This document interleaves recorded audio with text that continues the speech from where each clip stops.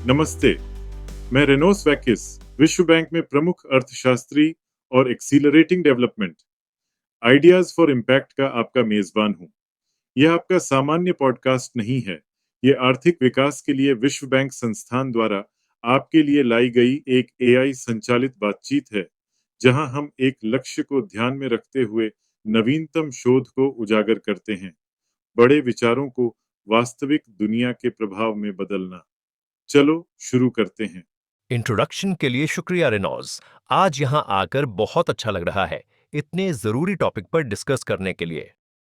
ये तो एक ग्लोबल इशू है जो इतनी जिंदगियों पर असर डालता है ना?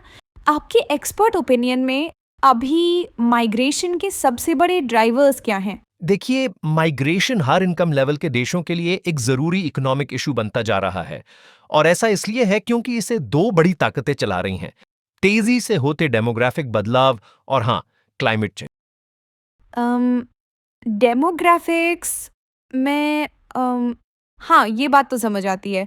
हम एजिंग पॉपुलेशंस के बारे में बहुत सुनते हैं। क्या आपका इशारा उसी तरफ है? बिल्कुल, ये एक बहुत बड़ा फैक्टर है। हाई इनकम देश बहुत बहुत तेजी से बूढ़े हो रहे हैं। जैसे 2022 में उनकी 19% आबादी 65 साल से ज्यादा की थी और 2050 तक इसके 29% तक पहुंचने का अनुमान है। वाओ! ये तो बहुत बड़ा जंप है। तो मतलब आपका कहना है कि जो वर्किंग एज पॉपुलेशन है, वो बुजुर्गों के मुकाबले कम हो रही है। बिल्कुल सही। हाई इनकम ओईसीडी देशों में वर्किंग एज अडल्ट्स और बुजुर्गों का रेशियो 2022 के 2.9 से गिरकर 2050 तक 2.0 से भी नीचे चला जाएगा। और ये सिर्फ हाई इनकम देशों की बात नहीं है। कई अपर मिडिल इनकम देश जैसे इटली भी तेजी से बूढ़े हो रहे हैं और अनुमान है कि इटली की आबादी 2100 तक लगभग आधी होकर 32 मिलियन रह जाएगी। और मैं अंदाजा लगा सकती हूँ कि इससे लेबर शॉर्टेज होती होगी, है ना? बिल्कुल होती है। ये ट्रेंड्स असल में वर्कर्स के लिए एक ग्लोबल कंपटीशन शुरू कर रहे हैं। यूएस का ही उदाहरण ले, वहां 2020 और 2030 के बीच 11.9 मिलियन नई जॉब्स आने की उम्मीद है, लेकिन उनकी लेबर फोर्स सिर्फ 8.9 मिलियन ही बढ़ेगी। जर्मनी को आप जानते हैं, हर साल 4 लाख फॉरेन वर्कर्स की जरूरत है। तो अगर मैं सही समझ रही हूँ तो दूसरी तरफ लो इनकम देशों में मतलब यूथ पॉपुलेशन बहुत तेजी से बढ़ रही है, जिससे एक मिसमैच पैदा हो रहा है। एकदम सही। लो इनकम देशों में, खासकर सब सहारन अफ्रीका में, वहां यूथ पॉपुलेशन बहुत तेजी से बढ़ रही है। नाइजीरिया को ही ले लीजिए, वहां की आबादी 2100 तक 213 मिलियन से बढ़कर 791 मिलियन होने की उम्मीद है। ये एक बहुत बहुत बड़ा अंतर है। और फिर आपने क्लाइमेट चेंज का भी जिक्र किया। वो इस पूरी पिक्चर में कैसे फिट होता है? क्लाइमेट चेंज मोबिलिटी के दूसरे ड्राइवर्स को और भी बढ़ाता है।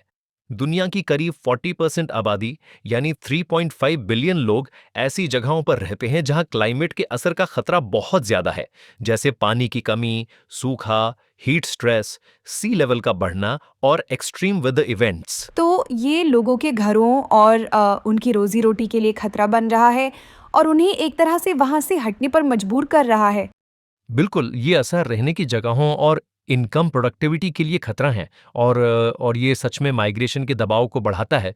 सिर्फ पिछले 15 सालों में अचानक आने वाले एक्सट्रीम वेदर इवेंट्स ने 300 मिलियन से ज्यादा लोगों को देश के अंदर ही विस्थापित किया है। और सी लेवल का क्या? मैं सोचती हूँ कि ये मतलब आइलैंड देशों के लिए एक बड़ी चिंता की बात होगी। हाँ बिल्कुल, सी लेवल के काफी ज्यादा बढ़ने का अनुमान है। आप जानते हैं 2050 तक स्मॉल आइलैंड डेवलपिंग स्टेट्स के लिए सबसे बुरे हालात में 0.15 से 0.40 मीटर्स तक, जिससे निचले अटॉल्स के डूब जाने का खतरा है। और साउथ एशिया, ट्रॉपिकल सब सहारन अफ्रीका और लैटिन अमेरिका के कुछ हिस्सों में क्लाइमेट चेंज की वजह से लोगों की बाहर काम करने की क्षमता में कमी आने की उम्मीद है। ऐसा लग रहा है कि अगर आपने इन इश्यूज को टाइम पर हैंडल नहीं किया, तो हो सकता है हमें और भी ज़्यादा परेशान करने वाले क्रॉस बॉर्डर मूवमेंट्स देखने को मिले। बिल्कुल, और इसीलिए एक इफेक्टिव माइग्रेशन मैनेजमेंट के लिए सच में एक टेलर्ड अप्रोच की जरूरत है।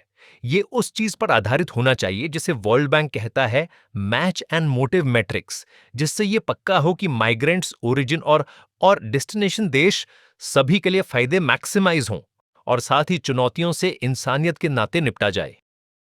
ठीक है, तो मुझे इस मैच एंड मोटिव मैट्रिक्स के बारे में और बताइए।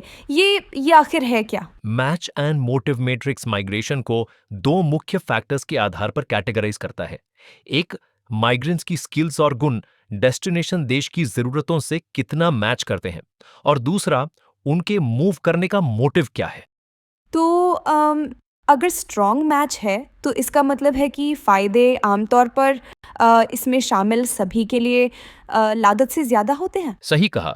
स्ट्रॉन्ग मैच सिनारियोज में, चाहे वो इकोनॉमिक माइग्रेंट्स हों या ऐसे रेफ्यूजीज जिनकी स्किल्स की डिमांड है, फायदे आमतौर पर माइग्रेंट्स ओरिजिन और डेस्टिनेशन देशों के लिए लागत से ज्यादा होते हैं। माइग्रेंट्स की इनकम में अक्सर काफी बढ़ोतरी होती है।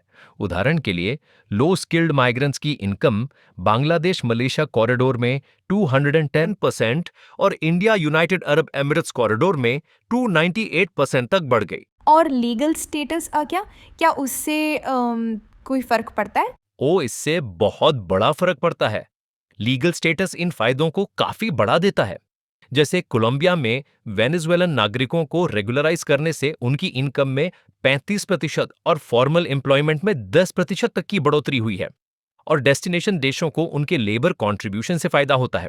आपको पता है, 2018 में 18 ओईसीडी देशों में 27% डॉक्टर और 16% नर्सें फॉरेन बॉर्न थीं।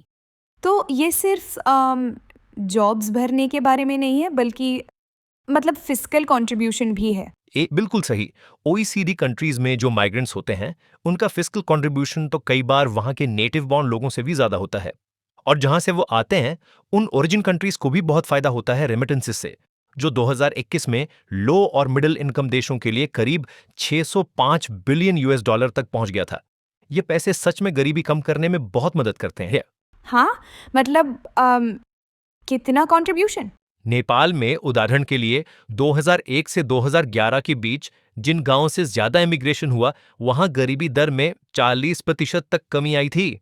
और ये सिर्फ पैसे की बात नहीं है, नॉलेज ट्रांसफर का भी फायदा होता है।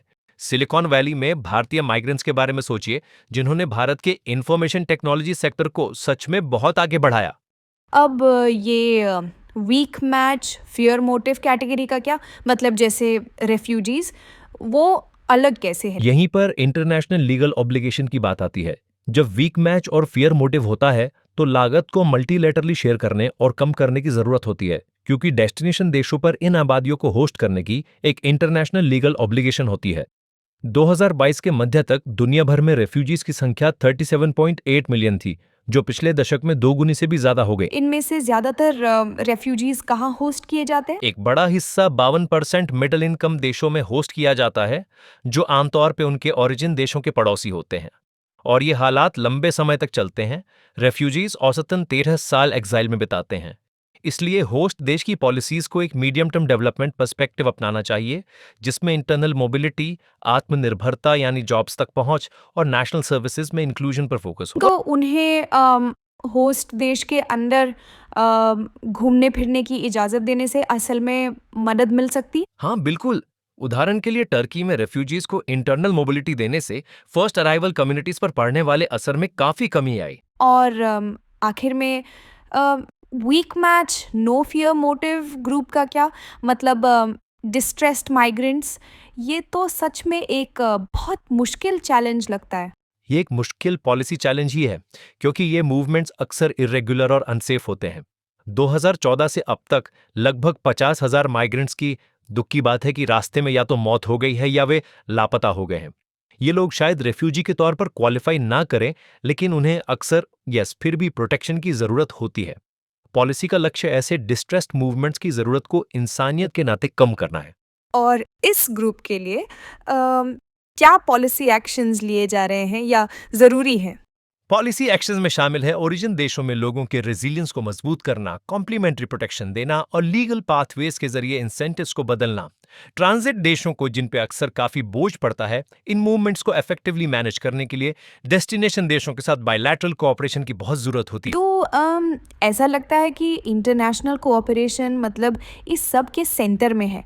प्रैक्टिस में ये कैसा दिखता है? International cooperation effective migration governance के लिए बहुत जरूरी है। बायलेटरल लेवल पर ये माइग्रेंट्स के स्किल्स को डेस्टिनेशन की जरूरतों के साथ मैच करने के लिए क्रिटिकल है। जैसे कनाडा का सीजनल एग्रीकल्चरल वर्कर प्रोग्राम हर साल मैक्सिको और कैरेबियन देशों से 20,000 वर्कर्स लाता है, और ग्लोबल स्किल्स पार्टनरशिप्स ओरिजिन देशों में स्किल बिल्डिंग प्रोग्राम्स को फाइनेंस करते हैं। और मल्टीलैटरल एफर्ट्स के लिए? मल्टीलैटरल कोऑपरेशन डर से होने वाले मूवमेंट से निपटने और रेफ्यूजीज को होस्ट करने की लागत शेयर करने के लिए जरूरी है। इंटरनेशनल डेवलपमेंट एसोसिएशन की window for host communities and refugees ने 17 लो इनकम रेफ्यूजी होस्टिंग देशों को $6 बिलियन के रिसोर्सेज दिए हैं, और ग्लोबल कंसेशनल फाइनेंसिंग फैसिलिटी ने $725 मिलियन के ग्रांट्स अप्रूव किए। रीजनल इनिशिएटिव्स जैसे लैटिन अमेरिकन देशों के बीच क्वीटो प्रोसेस वेनेजुएलन माइग्रेशन पर रिस्पांस को कोऑर्डिनेट करने में मदद करते हैं। इंटरनेशनल कोऑपरेशन के अलावा डोमेस्टिक पॉलिसी रिफॉर्म्स के बारे में क्या? ओरिजिन और डेस्टिनेशन देशों को किस किस चीज़ पर फोकस करना चाहिए? ओरिजिन देशों को लेबर इमिग्रेशन को अपनी डेवलपमेंट स्ट्रैटेजीज में शामिल करना चाहिए। इसका मतलब है रेमिटेंस की कॉस्ट कम करना, जैसा कि मेक्सिको ने अपने फाइनेंशियल टेक्नोलॉजी लॉ के साथ किया। नॉलेज ट्रांसफर का फायदा उठाना, जैसे वियतनाम अपनी डायस्पोरा को एंगेज करता है, और ग्लोबली डिमांडेड स्किल्स के लिए एजुकेशन और ट्रेनिंग को बढ़ाना, जैसा कि फिलीपींस के बढ़े हुए नर्सिंग प्रोग्राम्स में देखा गया है। उन्हें विदेशों में अपने नागरिकों की रक्षा भी करनी चाहिए, जैसे इंडोनेशिया का 2017 का लॉ रिफॉर्म। और डेस्टिनेशन देशों का क्या? डेस्टिनेशन देशों को लेबर की जरूरतों को पहचानना और पॉलिसी में तालमेल कोहेरेंस सुनिश्चित करना चाहिए।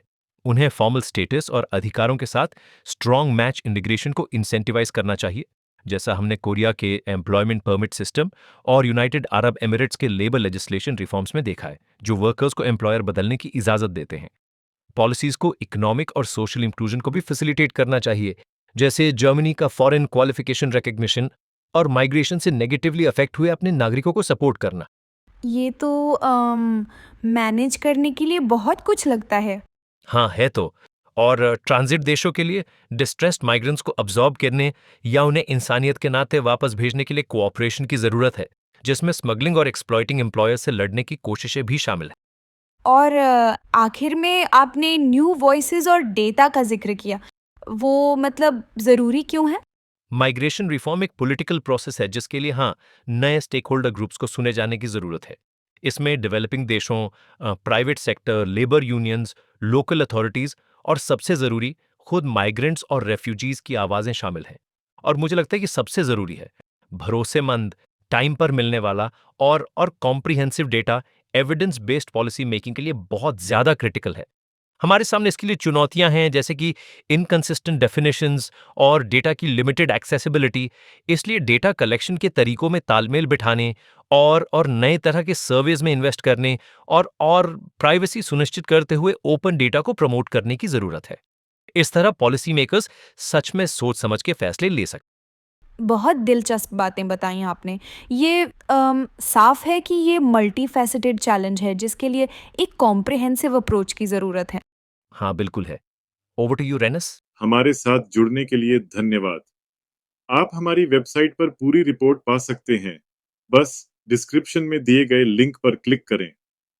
आने वाले एपिसोड के बारे में सबसे पहले जानने के लिए सब्सक्राइब करना न भूलें। और जाने से पहले आपने जो सीखा है उसे आप व्यवहार में कैसे लाने की योजना बना रहे हैं, और आप हमसे किन विषयों पर बात करना चाहेंगे, हमें यह जानकर खुशी होगी। तब तक के लिए अलविदा।